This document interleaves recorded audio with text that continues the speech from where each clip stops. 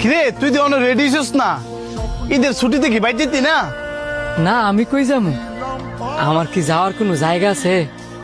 তোরা মনে ভুলে গেছিস গা আমি যে এতিম। তুই এতিম হইছিস দেখে কি হইছে?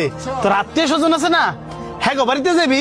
সানি কিন্তু ঠিকই কইছে, ল আমরা সবাই একসাথে রওনা দেই। না রে, আমি চাইলেও যে যাইতে পারতাম না। আমার আত্মীয় স্বজনরা যদি চাইতো আমি তাদের বাড়িতে যাই, তাহলে তো অবশ্যই তারা আমার খোঁজ খবর রাখলো।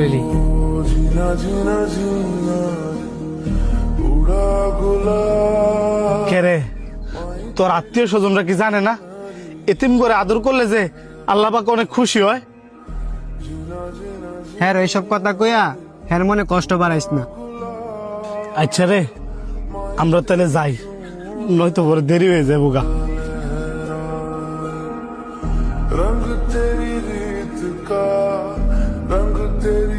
মা, বাবা, আজকে আমি সত্যি সত্যি এতিম হয়েছি।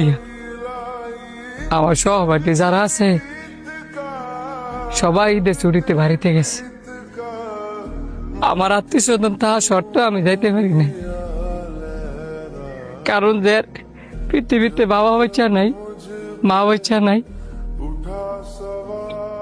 তার পৃথিবীতে কোনো দাম নাই। মা গো, আমার কি অপরাধ ছিল যে তোমরা আমার ফালা গেছো গা?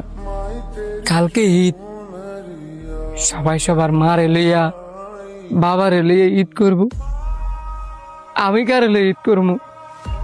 সবাই সবার মা বাবাতে সালামি চাইব, আমি কাঁদতে সালামি চাবো?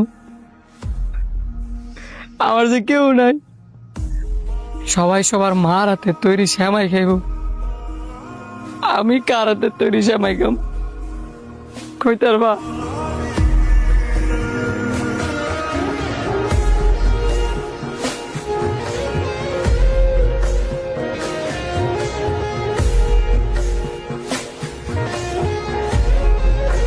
কিরে, তোরা কেউ বাড়িতে যাস নাই?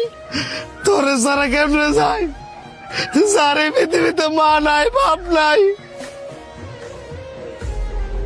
এতিম রে যারা দেখতে না তা করে আল্লাহ দেখতে না। তুই লে যে আমগো সহপাঠী, তোরে সারা আমরা বাইজা কেমনে বাপ মার লগে ঈদ করি? আঙ্গো বাপ মা মানে তোর বাপ মা, তুই কি আর এতিম রে? তুই আঙ্গো ভাই। আমরা সাইর ভাই এক লগে ঈদ করবো, তুই আমগো লগে আয়।